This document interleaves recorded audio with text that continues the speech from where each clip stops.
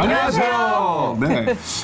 두 분은 말이죠. 네. 6월 하면 제일 먼저 어떤 생각이 드세요? 아무래도 2월 하면은 호국 부훈의 달, 6.25가 있으니까 한국전쟁. 저희는 또 반공교육을 또 열심히 받았잖아요. 네. 그랬구나. 저 같은 경우에는 6월이면 딱 1년의 반이거든요. 네. 야, 1월 1일 시작한 게 엊그저께인데 벌써 반이 지났구나. 그럼 또 후회가 또 들더라고요. 그럴 수도 있겠네요. 오늘 출연하신 이분에겐 정말 6월이야말로 가장 특별한 달이 아닐까 싶어요.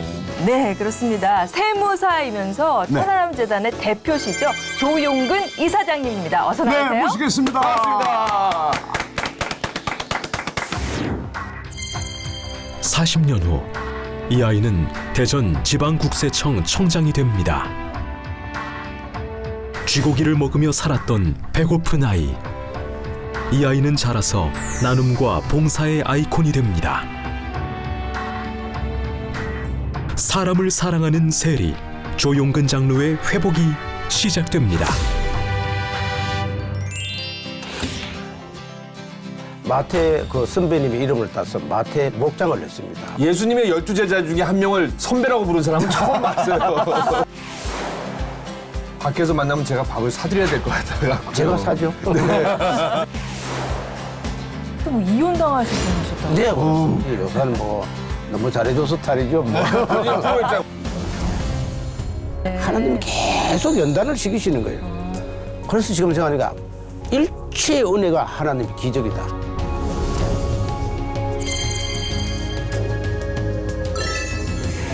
반갑습니다. 2월이면 생각나는 것으로 오늘 회복의 문을 열었는데 네. 정말 오늘 모신 분이야말로 2월 달과 가장 밀착되어 있는 분이죠. 그럼요. 네. 예. 너무 잘 아는 사이 아닌가요? 네. 누가 형님이죠?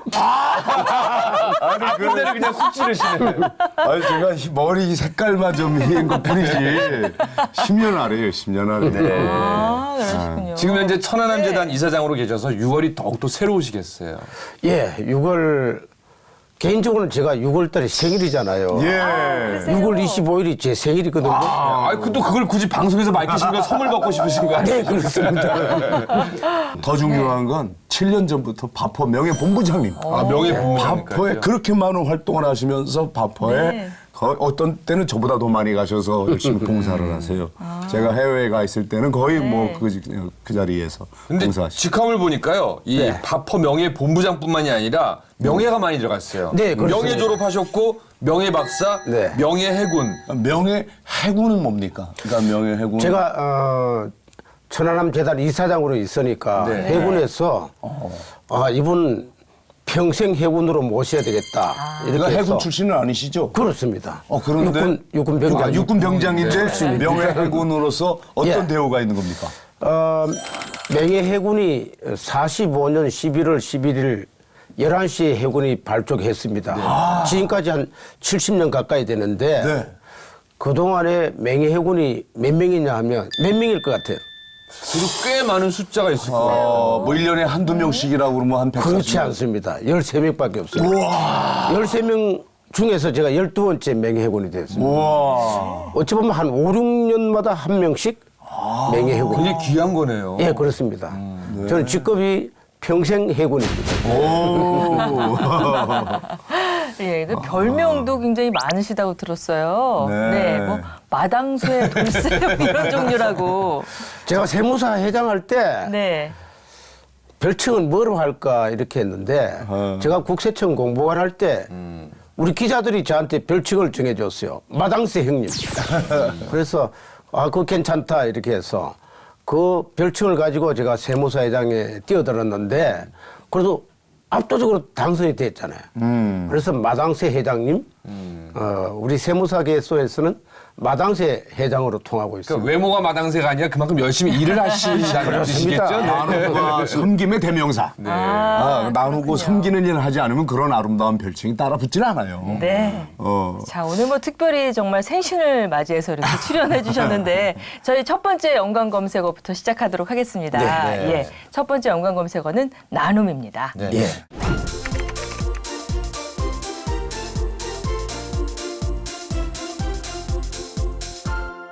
근데 좀 전에도 말씀하신 것처럼 이 4년 전부터 이제 또 명예 해군이 되셨고 또 이 천안함 재단을 운영하고 계시잖아요. 네네. 근데 해군 출신도 아니고 군인이 했는데 어떻게 천안함 재단 이사장직을 맡게 됐나요? 예, 천안함 재단 하면 저하고는 뭐 뗄 수가 없는데 전혀 관계가 없는 그러니까요. 그런 조직이었거든요. 그런데 제가 세무사 회장할 때 천안함 사건이 피격 사건이 생겼습니다. 네. 성금을 참 많이 들고 갔어요. 2,300만 원 들고 갔었는데 KBS에서 인터뷰하고 그런데 그 KBS 측에서 이 성금이 많이 모입니다. 그런데 이걸 어떻게 유족들한테 효과적으로 돌려줘야 될 건지 전액을 다 돌려드려야 될 건지 그렇지 않으면 일부는 재단을 만들어서 운영하든지 그렇지 않으면 또 뭐 이런 방면으로 이 천안함 피격 사건을 기념하게 해야 될 건데 그래서 특별위원회를 구성을 하게 됐어요. 제가 시민단체 대표로 특별위원회에 가담하게 됐습니다. 그 언론사에서 저를 추천하게 된 겁니다. 네. 그래서 4년 동안 1년 동안 작업을 했습니다. 400억이 거쳤어요, 성금이. 그 400억 중에 250억을 유족들에게 돌려드리고 150억, 정확하게는 145억입니다. 그걸 가지고 재단을 만들었는데 그 재단 만드는 과정에서 제가 제일 혁혁한 공을 세웠다. 이렇게 해서 관계했던 모든 분들이 저를 이사장으로 추천을 해줬습니다. 자원하는 마음으로 섬기는 마음으로 그렇게 해서 그리고 어찌 보면은 가장 깨끗하고 깔끔하게 일을 처리하시기 또 믿었기 때문에 이렇게 주신 거예요. 예, 그렇습니다. 제가 이제 장학재단도 하나 있고 이제 이렇지만 제 모토는 뭐냐면은 일단 복지재단이나 이 공익재단이 되면 제 신념의 제일 원칙이 투명하게 운영해야 된다. 그래서 정말 크리스찬답게 저는 그렇게 자원봉사자 자격으로 투명하게 하고 있습니다. 예. 그럼 그 재단의 이사장직도 또 명예직인 건가요? 예, 그렇습니다. 저는 뭐 100% 교통비 안 받으세요? 없습니다. 밥값이라도 나와야 되나? 아까 그것도 제 카드로 씁니다. 왜냐하면 몇 해 전에 사회 공동 모금에서 뭐 그런 스캔들이 있었잖아요. 뭐 식사하고 뭐 그런 것 식사하고 때문에. 회식했는데 사실 그 있을 수 있는 이야기지만 그러나 그게 국민이 낸 선거입니다. 이렇게 생각하면 깨끗하게 투명하게 운영해야 된다. 이렇게 해서 제일 제가 그걸 섬기면서 제일 된 원칙 투명하게 운영하자. 네. 저는 걱정인 게 밖에서 만나면 제가 밥을 사드려야 될 것 같아요. 제가 사죠. 근데 궁금한 게요. 사실은 2010년도 천안함 사건 이후에 사실은 큰 사건이 잊혀지는 시간은 꽤 많은 시간이 걸리잖아요. 그런데도 불구하고 최근에 또 큰 사건이 터졌잖아요. 좀 마음이 좀 안타깝게 했어요. 예, 그렇습니다. 어느 누구보다도 제가 마음이 많이 아팠습니다. 제가 최근에 또 안산에도 다녀왔었는데 정말 그게 보니까 꽃다운 애들 뜻을 한번 펴보지도 못하고 어른들의 잘못으로 그렇게 됐잖아요. 저 잘못으로 애들 그렇게 됐구나 생각하니까 정말 지켜줘서 미안하다 그런 생각이 들고 눈물이 많이 났습니다. 정말 안타까운 일들이죠. 네, 이번 하여간 뭐 4.16도 하나의 재단이 형성될 텐데 네. 우리 천안함 재단뿐만 아니라 4.16 만약 재단이 이루어지면 거기서 또 이렇게 나름 뭐 회장이든지 뭐든지 아니면 또 섬기는 일이 이루어졌으면 좋겠어요. 지금 이제 가끔 주위에서 그런 이야기들을 하시는 분이 있습니다. 그러나 또 제가 아직 천안함 재단의 이사장 자격이 임기가 많이 남아 있고 이렇게 해서 제가 측면 지원은 많이 해드릴 작정으로 있습니다. 명예 해군으로서 해야 됩니다. 이렇게 바다에서 사고가 난 거나 이게 다 책임을 지셔서. 그 우리 석성 장학재단을 또 운영하고 계시단 말이죠. 이 석성, 석성, 돌석자, 이룰성자. 아버지 어머니의 함자의 가운데 함자라고 들었어요. 그만큼 또 부모님을 끔찍이 이제 사연이 있을 것 같은데. 그래요? 제 아버지 어머님이 사이가 별로 안 좋았어요. 정말 아버님이 어머님도 좀 심하게 다루었어요. 그래서 어머님이 52세에 돌아가시고 제천에 있을 때 아버님이 69세로 84년도에 돌아가셨는데 정말 그분들이 무학자잖아요. 그래서 우리 부모님들이 역시 좀 많이 배워야 되겠다 하는 것이 어릴 때부터 제 마음이 늘 충전되어 있었어요. 그래서 그분들의 뜻을 담아서 근데 아버님이 돌아가시면서 조그마한 집을 하나 물려주셨는데 그게 처분해 보니까 5천만 원이 됐어요. 예, 그걸 시드머니로 해가지고 94년부터 정식으로 재단을 만들었습니다. 제 아내하고 상의해서 이름을 뭐로 할까 하다가 네. 석성이 떠올랐습니다. 그분들이 무학자니까. 지금까지 20년 됐습니다. 네. 20년 됐는데 지난달에 예. 20주년 창립 기념회도 했고 그랬습니다. 자, 5천만 원에서 시작하셔가지고 아주 많이 성장해서 했다고 들었는데. 네, 그렇습니다. 저는 네. 그걸 기적이라고 생각하는데 84년도에 5천만 원이 94년도는 2억 2,800이 됐습니다. 그걸 가지고 지금껏 운영을 했는데 정식으로 법인 등록하기는 2001년이 됐네요. 근데 지금까지 2천여 명에게 16억이 장학금이 나왔어요. 그게 말이 되느냐. 근데 진짜 말이 안 되네요. 예, 안 되고 지금 적자냐. 네. 지금 남아있는 돈도 지금 17억 5천만 원이 남아요. 횟수로 계속 더 나오나 그만큼 봐요. 사장님 살림을 잘 또 이끌어 나가신 거죠. 예, 그것도 있지만 자꾸 좋은 일을 하게 되니까 자꾸 이게 선순환이 되잖아요. 네. 또 지인들도 오게 되고. 참고로 제가 가장 이건 잘한 일이라고 생각되는 것이 저희 세무법인을 제가 운영을 했어요. 제가 네. 2004년 말에 대전지방국세청장을 끝으로 이제 공직사회를 그만두고 세무사 회장을 하면서 세무법인 석성을 만들었습니다. 제일 번칙을 하나 정했습니다. 매출액의 1%입니다.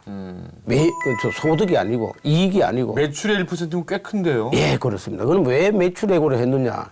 이익을 하게 되면은 자꾸 조정을 하잖아요. 네. 임의로 자꾸 조작을 할 수가 있어서. 그러니까 순이익금만 이것 떨고 저것 떨고 저것 떨면은 예, 그렇습니다. 그래서 잘 말씀하시죠. 근데 매상하면 이거는 세금 계산서를 못 떨어요. 꺼내야 되잖아요. 네. 그거의 1%를 장학재단에 엿도록 했습니다. 어찌 보면 그게 정말 그런 큰 일을 대못질 할 수 있을까? 지금 하라 하면 제가 못합니다. 근데 대못질이 돼 있기 때문에 꼼짝없이 합니다. 참 뜻이 있어서 하는 일이죠. 네. 예, 매출액의 1% 그거는 흔하지 않습니다. 예. 제가 생각해도 아마 대한민국에 한두 개밖에 없을 것 같아요.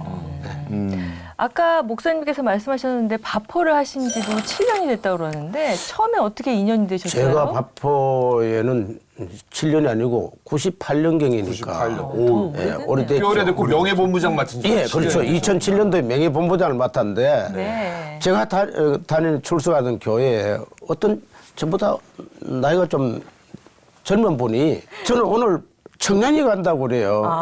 그럼 왜 청량리 가느냐 그러는데 이분 이야기가 오늘 제가 오늘 쌀 2가마를 가져갑니다. 그럼 뭐 하는 데인데 물었어요 제가. 그러니까 노숙자 독거 노인을에게 바포 한다는 거. 바포? 네. 저는 처음 들었어요 그때. 그러고 나서 제가 청량리를 한번 달려가 봤습니다. 도대체 뭐 하는데 바포가 있느냐. 그때 가서 제가 정말 깜짝 놀랐어요. 세상에 이런 데가 있구나. 그게 98년도였습니다. 저 국세청 가장 때였습니다. 그리고 얼마 안에서 제가 신우회 회장을 했었는데 우리 최 목사님을 와서 특강을 한번 해주십시오. 전국에 있는 세무공무원들 신우회원들이 다 왔습니다. 연말에 한 번 하는데 거기 와서 특강을 한번 하고 그게 인정이 됐어 했는데 2007년도에 명예본부장이 됐네요. 지금 바포봉사하신 지는 16년, 17년이 되셨죠. 그렇군요. 긴 세월 동안 가장 성실하게 하셨어요. 그래서 제가 사진을 갖고 왔는데 네네. 어떨 때 보면은 장로님 사진이 무슨 바포 재단 이사장 같은 사진이거든요. 그렇잖아요. 굉장히 강해 보이네요. 그러니까 이 사진만 있는 게 아니라요. 네. 제가 왜 그런 얘기 말씀을 드리냐면 여기 보면은 그러니까 바포의 해외에 있는 모든 행사에 또 다 참여하세요. 요 가운데 계시고 예. 또 다른 사진 한번 박상원 씨 볼게요. 보이네요. 네. 여기 보면 항상 바포에 계시거든요. 네네. 네, 바포에 계시고 또 다음 사진 보니까 이렇게 또 아이들한테 해외에서 또 무릎 꿇으면서 또 밥을 섬기시고 또 하나 이거는 뭐 영정 사진 같은 거 찍는데 또 예, 그 우리 바포에서도. 예 그렇습니다. 근데 말이죠. 이렇게 오랜 세월 여기저기 나누고 네. 도대체 바포만이 아니에요. 사회복지기관에 이분의 손길 안 닿는 곳이 거의 없다시피 하는데 그렇게 많이 퍼주고 나누다 보면 뭘 먹고 사나 걱정이 될 때도 사실은 있어요. 무슨 돈으로 어떻게 제가 사세요? 이렇게 이제 장학재단하고 뭐 여러 가지 1만 사람 중증장애인 돕고 뭐 이제 이렇게 하니까 현직에 있을 때 돈을 참 많이 모으셨네요 그러더라고요. 그렇게 생각하는 사람이 있죠. 예, 있습니다. 오해하고. 또 국세청 에서 36년간 있으니까 현직에 있을 때 돈을 좀 많이 끌어당겼나 봐요, 막. 챙겼겠네요. 그런 이야기 하시는 분이 있습니다. 네. 그래서 저는 뭐 그럴 때마다 저는 부자입니다. 근데 마음의 부자인데 제가 한 가지 그걸 하면서 느낀 어떤 철학이랄까 그것은 하나님은 그냥 쫀쫀한 뭐 그냥 사소한 그런 하나님이 아니다. 정말 전지전능하시다. 그런데 제가 가장 좋아하는 성경 구절이 하나 있습니다. 누가복음 6장 38절. 주라. 그러면 너에게 더 많이 채워줄게 하는 그 약속의 말씀을 제가 마음판에 새기거든요. 그러다 보니까 뭐 자꾸 주면 줄수록 더 많이 저한테 들어오는 거 있죠. 그렇죠. 예, 그걸 제가 체험했습니다. 정말 이 세무사님으로서의 수학 방법을 저희가 배우고 싶을 정도로 굉장히 놀라운 셈법인데요. 자, 그래서 저희가 두 번째 연관 검색어를 세무사로 정했습니다. 예.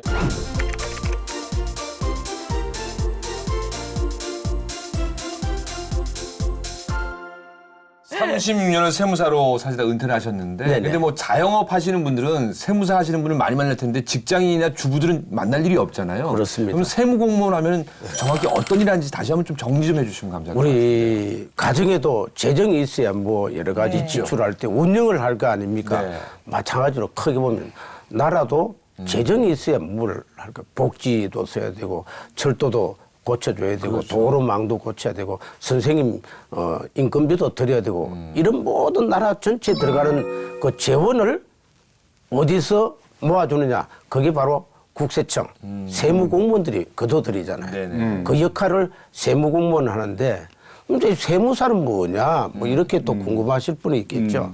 세무사는 납세자하고 나라하고 요 사이에 서서 교량 역할을 해주는 거죠.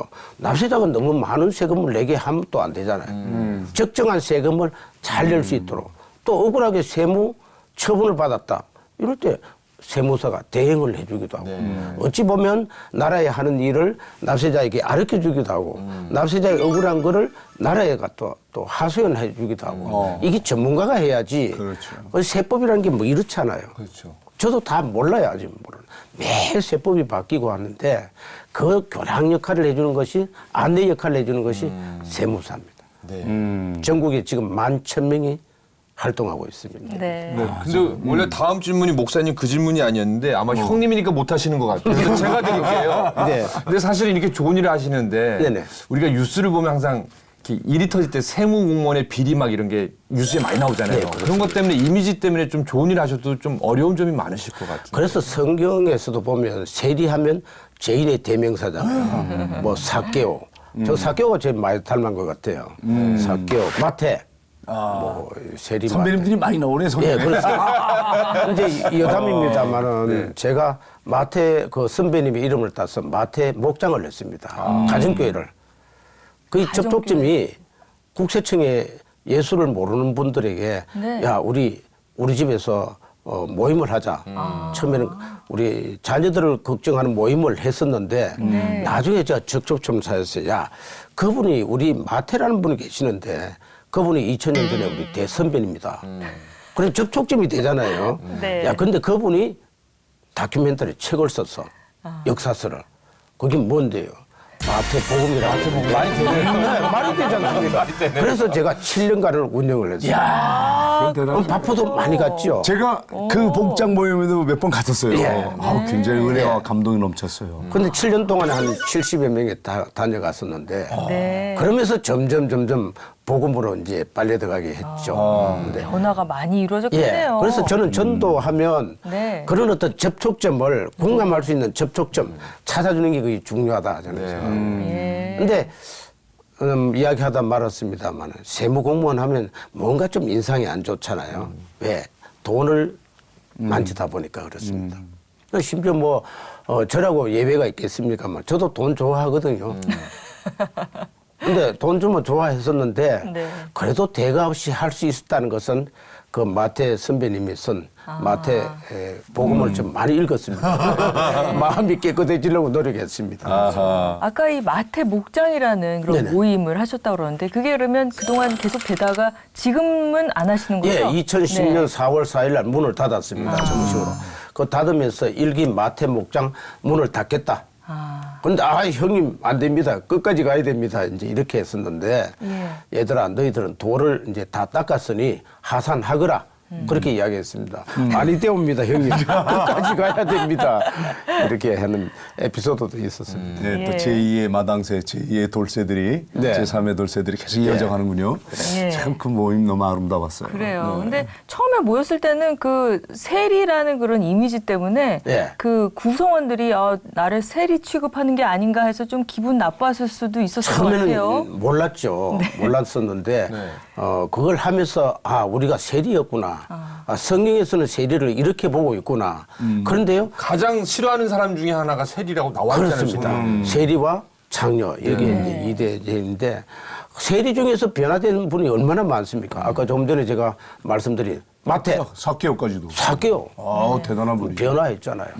그럼 변화 철저하게 변화하잖아요. 저도 그렇게 변화되기를 원하는 마음에서 제가 만드는 거거든요. 정말 거기 하면서 많은 기적이 있었습니다. 그 마태 목장에 주신 하나님의 놀라운 기적, 그걸 7년간 제가 체험을 했잖아요. 참 이 죄인의 대명사에서 나눔의 대명사가 되게 하신 우리 마태 후배님. 근데 장로님은 배짱도 두둑하신 게 저는 예수님의 12제자 중에 한 명을 선배라고 부른 사람은 처음 봤어요. 제가 그분을 좋아하는 것은 마태복음 자기가 마태복음을 서술하면서 저술하면서 10장 2절에 가면 이렇게 자기 자신을 이렇게 표현했더라고요.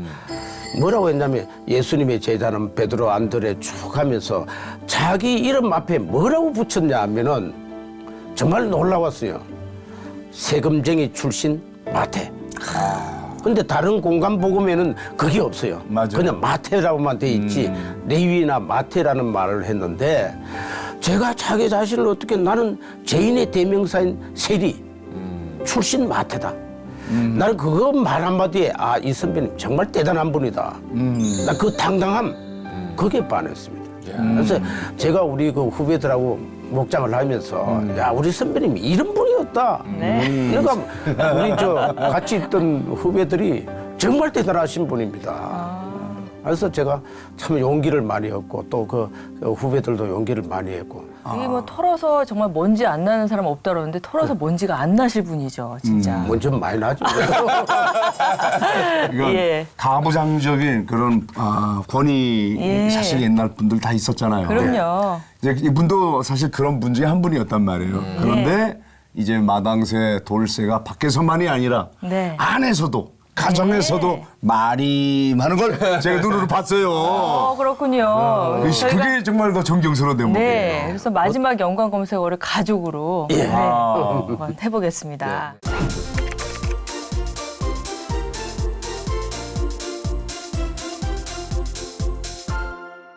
왜 꼭 그 검사이신 분이 집에 가면은 아내를 다룰 때 검사처럼 다루는 예가 있더라고요. 근데 그럼 또 세무사로 하시고 또 오래 하셨으니까 집에 가서 아내를 당신 가계부 갖고 와봐 뭐 이러시잖아요. 제가 정말 그랬습니다.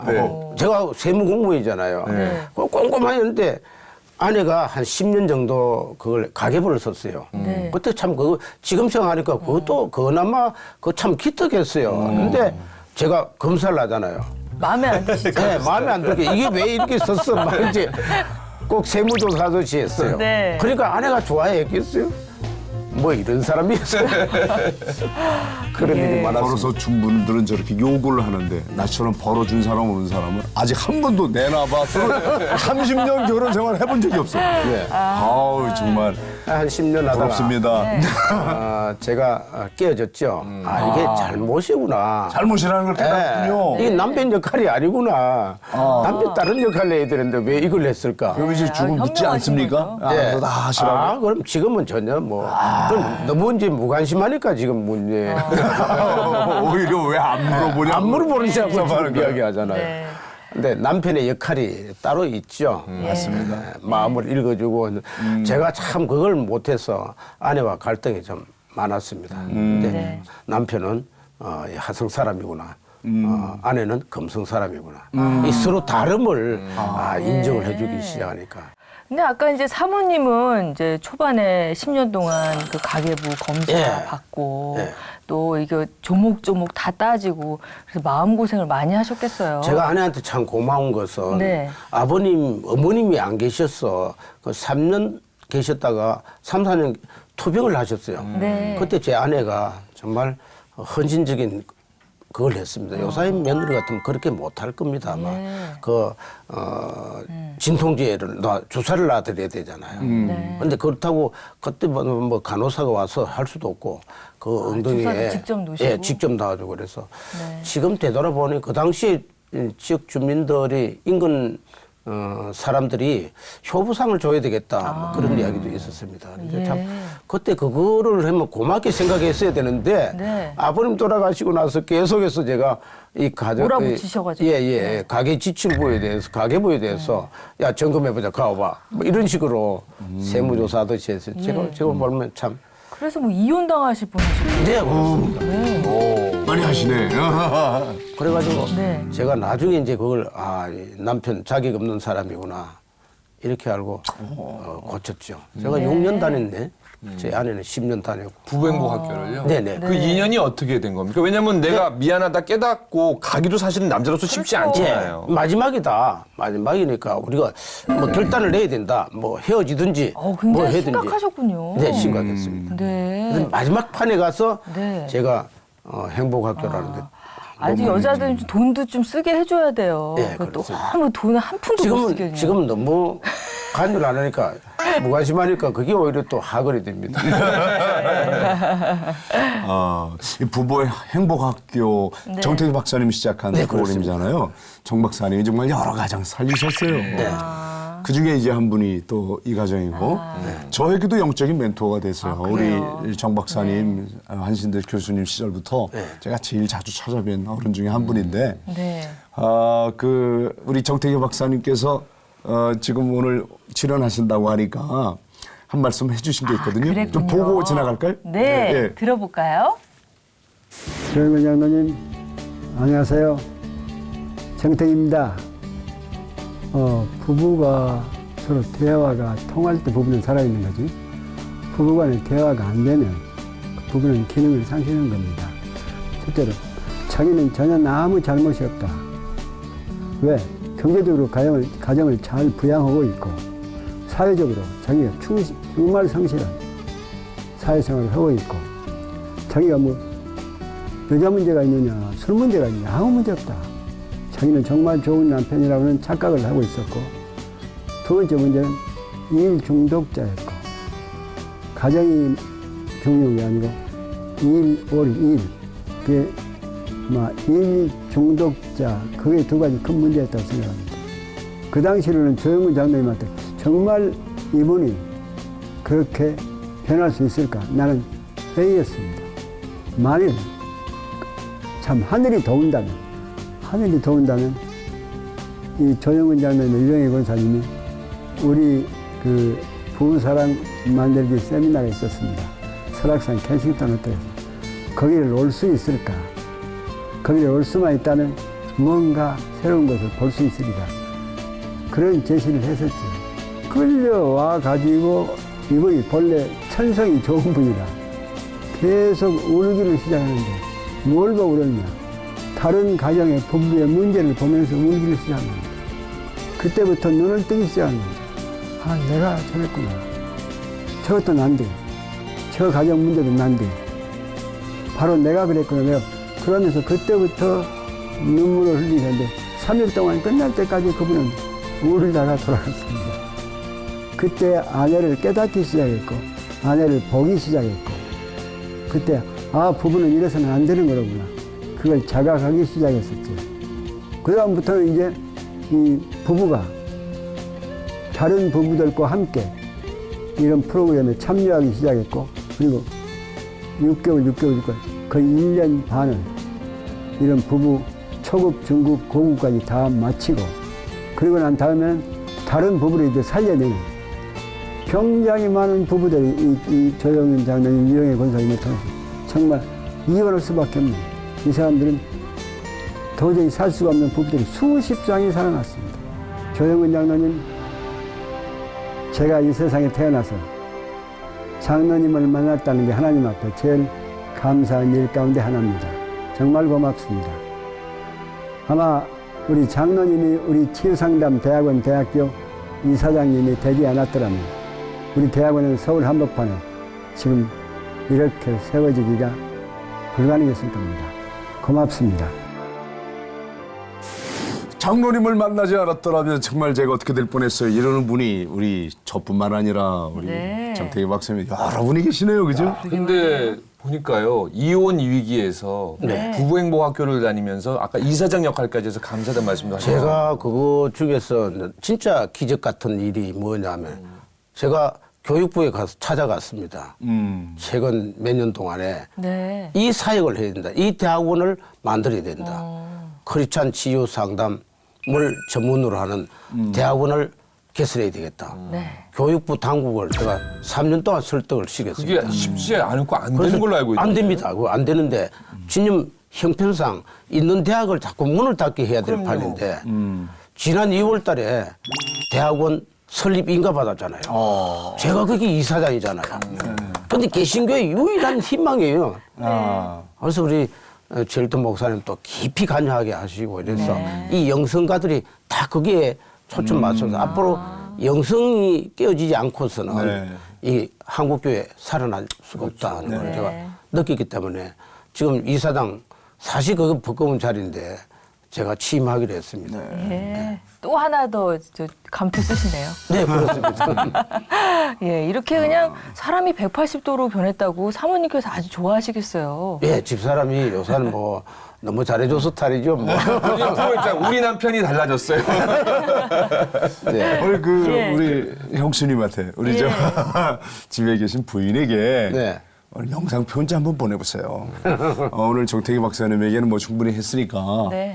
여보 또는 마마 하시든지 저희가 좀 이 시간에 한번 마음을 진솔하게 한번 표현해 보시면 제가 어떨까요? 그동안에 이 살아왔던 삶을 책을 하나 저술했습니다. 그래요. 기적은 순간마다. 순간마다 제가 기적을 했잖아요. 기적을 느꼈는데 그 가장 그 큰 기적이 제가 아내를 만났다는 거죠. 예. 그렇지 않으면 오늘날 있을 수가 없습니다. 아내의 뒷바라지, 아내의 기도, 아내가 우리 가족을 건드려주지 않았으면 저는 오늘날 이 자리에 앉을 수도 없고 제가 또 어떻게 됐을는지도 모릅니다. 그래서 거의 가장 어떤 데는 그 위치에 있는 사람이 제 아내입니다. 정말 유행의 건설하고 지금은 뭐 정말 오늘 여기 온다고 이야기 안 했어요. 했는데 그냥 C 채널에 가서 특강 인터뷰한다고 뭐 그것만 이야기했지 아내 이야기한다고는 이야기 안 했습니다. 근데 정말 사랑합니다. 뭐 노 부장 발언처럼 들립니까? 진심으로 들립니까? 아, 정말 진심이 진심으로 묻어나는. 전달이 저는 되죠. 진심입니다. 네. 정말 정말 그런 어찌 고백이신 보면 것 같아요. 저보다 한 단계 업돼 있는 네. 여인입니다. 그런데 이제 아내와의 이혼 위기에서 회복이 되셨잖아요. 네. 근데 아들과도 위기에서 회복이 됐다는 얘기는 어떤 얘기입니까? 예, 그렇죠. 뭐 제가 어떻게 보면 전반적으로 아까 우리 정택 중독이라고 일 하셨어요. 중독자로 아마 바로 그 저 모습이 네. 일 중독자였거든요. 네. 그럼 일 중독자의 현상은 뭐냐면은 가정을 가족이 소홀히 하죠. 있잖아요. 네. 모든 것을 포기해야 되잖아요. 그렇지 않고서는 제가 사회적으로 성공할 수 없다. 네. 그런 오직 한 가지 마음을 가지고 있기 때문에 희생된 게 가정인데 제 아내도 잃어버리고 또 아들과 뭐 그 관계도 좋아하지 않았습니다. 제가 아버지라 하면 제가 10살 때까지 아버지라는 소리를 못 해봤습니다. 왜? 제 곁에 안 계셨기 때문에 정확하게 8살 때 오셨는데 그때까지 아버지 소리가 안 나오더라고요. 네. 근데 그 아버지가 좀 좋았더라면 제가 아빠한테 다가갔을 텐데 예. 이분이 뭐 무학자인데다가 또 어찌 보면 주사가 있었습니다. 네. 술버릇이 안 좋았어. 술만 자시면 어머니를 못 살게 보시잖아요. 저희 가족들을 괴롭히고 뭐 밥상도 날라가고 과제도구가 날라가서 저는 아버지에 대한 감정이 별로 안 좋았습니다. 그때 10대 때 제가 아버지 술 자시고 오는 그 모습을 보고 제가 동네를 배회하면서 학교를 배회하면서 이렇게 고백했잖아요. 우리 아버지 언제 죽노? 사실 아버지라는 소리도 못 해보고 우리 아버지 언제 죽노라는 말을 했으니 정말 비참한 그런 청소년기를 보냈는데 제가 먼 훗날 결혼해서 아내를 두고 영등포 세무서장 할 때입니다. 1999년 그 말기 때인데 제 아들이 낙서를 이렇게 해놨어요. 그때 삼수를 하는 아들의 책상에 뭐라고 써 있느냐 하면 우리 아버지 언제 죽지? 아이고. 그렇게 써 있더라고. 네. 걔가 삼수를 했을 텐데. 그럼 제가 고등학교 다닐 때 그 모습하고 지금 아들의 모습을 이 연장선상 비교를 해보면 대물이죠, 이거는 말이 아니다. 이렇게 해서 매질도 하고 이렇게 했는데 그 아들의 모습은 우리 아버지 언제 죽나로 표출이 됐더라고요. 그래서 그때 아버지 학교를 또 찾았잖아요. 아버지 역할이 뭔지 그때 깨우쳤습니다. 그리고 저 돌아가신 아버지와 화해도 그때 했습니다. 그리고 돌아가신 아버지에게 편지를 썼습니다. 네. 그러면서 제가 대성 통곡을 했죠. 그리고 아들한테 제 자라온 환경을 이야기해주고 그 아들이 사랑스러운 또 20가지 이유도 써서 아들한테 편지로 보내서 이렇게 해서. 장로님은 부부행복학교랑 아버지 학교 안 다녔으면 큰일 날 뻔하셨어요. 네, 그렇습니다. 지금 생각하니까 그게 오히려 하나님이 저한테 주신 좋은 선물이었습니다. 정말 거기에서 깨우치고 나서 아들하고 화해가 됐죠. 네. 그때 삼수를 하는 아들 도시락을 2개 싸들고 다니잖아요. 삼수 참 어렵습니다. 네. 저는 뭐 딸도 재수 토탈 5수를 했습니다. 그런데 아들 삼수했을 때 참 비참했습니다. 그때 이제 막판에 화해가 돼가지고 매일 도시락 2개 싸들고 다니니까 아들을 향해서 안수해주고 아들에게 인정을 해준 겁니다. 네. 아들을 칭찬해주고 그때 이제 화해해서 근데 바로 그 아들이 그렇게 삼수한 아들이 말이에요. 예. 서울대 법대 수석으로 합격했잖아요. 그 화해한 다음에 바로 그래서 수석하신 제가 거예요? 사진까지 제가 어렵게 준비해봤거든요. 이 공부를 법대 잘하는구나. 수석을 하니까 이게 딱 선서하고 네. 딱 대표로 박사로. 하잖아요. 네. 학생 대표로. 근데 그 아들이 참 저거는 하나님의 역사 아니고는 그러네요. 그렇게 나이고 저는 저걸 또 기적이라고 이야기를 하죠. 네. 와. 뭐 지금도 아직까지 진행 중에 있지만 예. 예전에 비해서는 많이 아들을 인정해주는 그런 단계죠. 워낙 공부를 정말 잘하던 그런 아들. 공부는 잘 못해서 삼수를 하잖아요. 삼수를 해도 어떻게 수석을 하나요? 예, 저 전혀 네. 꿈에도 갈 수 없는 그런 환경이었었는데 네. 하나님께서 회복을 하고. 예, 회복을 시켜주니까 막 그런 거예요. 네. 그 아들을 사랑할 수밖에 없는 20가지 이유가 좀 궁금합니다. 예. 제가 그 일주일 동안 그 20가지 이유 쓴다고 혼났습니다. 정말. 안 나오잖아요. 한 가지도 안 네, 나오더라고요. 아들에 대해서 잘 아는 게 없으니까. 보통. 네. 같이 근데 보낸 뭐 시간도 일주일 없고. 내내 제가 근데 영등포 세무서장이라는 자리가 정말 바쁩니다. 복잡한 자리. 네. 전국에서 세금 규모가 제일 많은 여의도 증권가에서 예, 다 그걸 몰려 다 있잖아요. 그죠. 방송국도 그렇고. 예. 이제 그럴 때 이제 했었는데 그 아들이 사랑스러운 20가지 이유 안 나옵디다. 근데 처음에 안 나오는데 일주일 내내 기도하는 마음으로 제가 했는데 뭐 6살 때 그 아들이 제가 출근하려고 하는데 온통 뭐 구두약을 묻혀가지고 제가 출근하는데 흰수건을 가지고 아빠 그러더라고. 야 이게 뭐냐. 아빠 구두 닦았다 이거야. 그건 500원 내놔라는 거죠. 야 그때 그 애 눈동자를 보니까 사랑스러웠어요. 정말. 그런 모습이 이제 나오기 시작하는 거예요. 뭐 어느 날 제가 토요일 일찍 갔는데 애가 아빠 나는 공부가 싫어. 야구 선수 할 거야.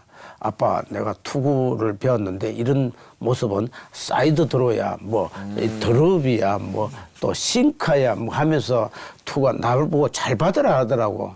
그때 투구하던 그 아들의 모습을 보니까 사랑스러웠더라고요. 이제 이런 거 좀 하니까 한 20여 가지가 나왔어요. 찾았던 게. 그래 거기 이제 그 아들을 주소지로 보냈는 거 코팅을 해가지고 아버지 학교에서 그 아들이 주소지 해봐야 집 살고 있는 집이잖아요. 네.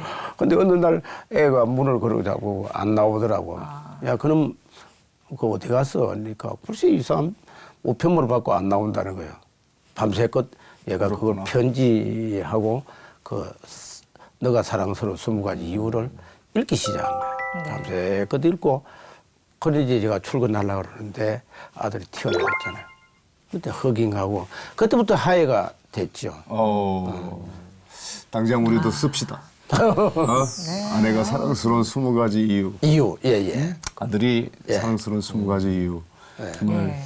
제가 눈물로 그거를 한 수능이 그때 걔가 한 100여일 앞두고 그래 됐죠. 네. 화해가 되고 어쨌든 그 아들을 인정해 줬다는데 큰 이의가 있는 것 같아요. 아버지의 그 사랑과 화해와 네. 그런 마음이 정말 아들을 자리를 잡게 하고 네. 그래서 바른 길로 가게 하는 지금도 원동력이군요. 뭐 진행 중이지만 제가 그때 아버지 학교를 다니면서 제 인생의 어떤 큰 또 아들과의 회복하는 전환점이 된 거 아닌가 생각하죠. 근데 장로님은 왜 많고 많은 직업에서 성경에 나오는 세리로 만드셨을까 한번 고민해 예, 그게 이제 저도 이제 기적이죠. 제가 사실 인문학교를 나왔습니다. 그런데 가정은 굉장히 어려웠었는데 참 이게 하나님의 어떤 섭리를 제가 그런 데서 이제 느꼈는데 제가 고등학교 2학년 때 제가 희망하는 대학이 있었습니다. 그 대학에 시험 과목이 국어, 영어, 수학, 상업북이 이렇게 돼 있었어요. 상업북이. 예. 근데 저는 독일어를 선택을 하고 있었는데 중학교 때 제가 모시던 담임 선생님이 고등학교로 오셨는데 이분이 뭘 전공하신다면 상업북이를 담당하시죠. 그 2학년 때 저를 부르시더라고요. 용건아, 너 선택 과목 뭘 하죠? 예, 저 독일어 합니다. 오늘부터 내가 가르치는 상업북이를 하라 하시더라고요. 근데 중학교 때 제가 모시고 있던 선생님이니까 인정이 안 끌릴 수가 없잖아요. 그럼요. 예, 저는 네. 그래도 독일어 해야 됩니다. 이렇게 자신이 안 생기더라고요. 네. 그리고 말이야, 너 친구들 있지? 데리고 오라는 거예요. 그래서 한 20여 명이 우리 친구들 이제 상업북이를 공부를 했어요. 따로 과외식으로 이렇게 가르쳐 주셨군요. 예, 선택 과목이니까. 네. 그래서 그건 놀라지 마십시오. 그런데 제가 도저히 재정적인 환경이 안 되는 거예요. 그래서 서울 올라올 그런 계제가 안 됐어. 한두 해 정도, 이제 학비를 벌었었는데 가야 되겠구나, 서울로. 이렇게 생각하고 있었는데, 우연한 게, 그게 참 그 하나님이었는데, 서울신문이라고 그때는 그 정부의 간부 역할을 했습니다. 네. 그런데 보니까 사세직 국어 공무원 모집이라고 나와 있어요. 네. 근데 그건 뭐 사세직이 뭔지도 몰랐어요, 제가. 다스릴 사자, 세금 세자였는데 네. 저는 뭐 그때는까지 뭐 이게 무슨 직종인지 모르는데 과목이 저 눈을 뒤집어 놨어요. 국어, 영어, 수학, 상업북이 일반 상식이라는 거예요. 상업북이에 딱 그러니까 공부하셨던 그 과목 그대로. 예, 그렇습니다. 뭐 일반 상식이야 뭐 우리 좀 하면 되는데 이거 나를 위해서 만들었구나. 국세청이 그때 처음으로 개청을 한 거예요. 66년 3월 3일 개청해놓고 보니까 인력이 없잖아요. 네. 외청으로 이제 하다 보니까. 근데 인력을 처음으로 뽑는 거예요.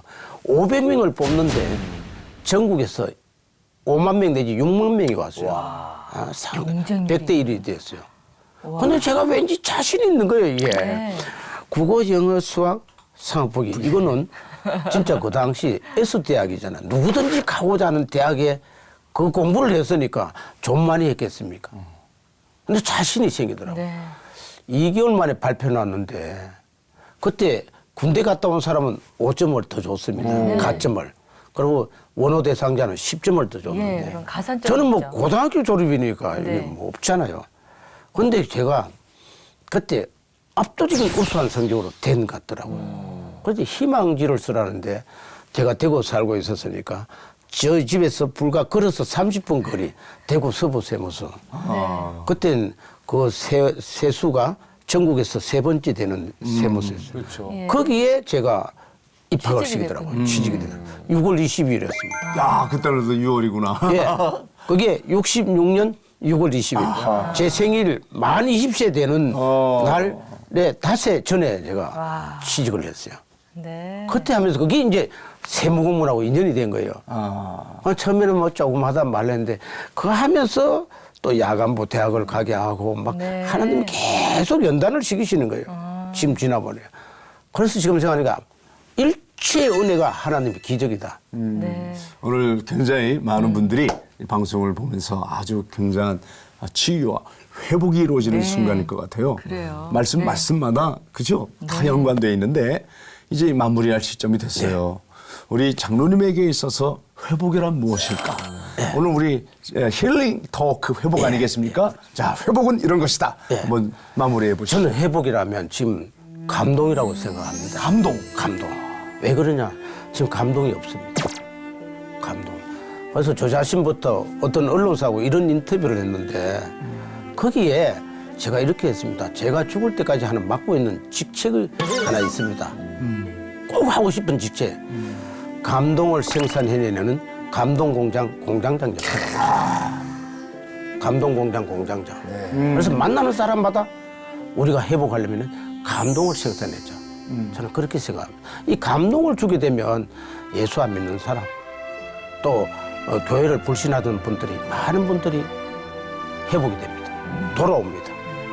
멀리 떠났던 분 다 돌아옵니다. 네. 그래서 저는 그 회복이란 말을 참 좋아하는데 회복을 어떻게 해야 되느냐? 감동을 만들어내죠. 감동이 없는 이 시대, 감동이 메마른 이 시대, 늘 감동을 주는 사람. 감동 공장 공장장. 너무 좋은 직함입니다. 자, 그럼 뭐 감동 공장 공장장님의 그 회복의 기도 한번. 네, 알겠습니다. 이 시간 저희들 있게 하심을 감사드립니다. 이 민족, 이 나라, 이 모든 우주 만물에 없었던 주님의 감동을 저희에게 전하게 하옵소서. 우리 모두가 감동공장 공장장의 역할을 잘 할 수 있도록 도와주옵소서. 아멘. 특별히 C채널 사역하는 것 위에 모든 것 위에 감동이 넘쳐나기를 원합니다. 이 채널을 보는 모든 우리 시청자들에게도 감동이 전해지게 하옵소서. 특별히 이 나라에게, 이 민족에게, 우리 모두에게 주님의 긍휼하심 허락하옵소서. 예수 그리스도의 귀하신 이름으로 감사하며 기도 올리옵나이다. 아멘. 감사합니다. 고맙습니다.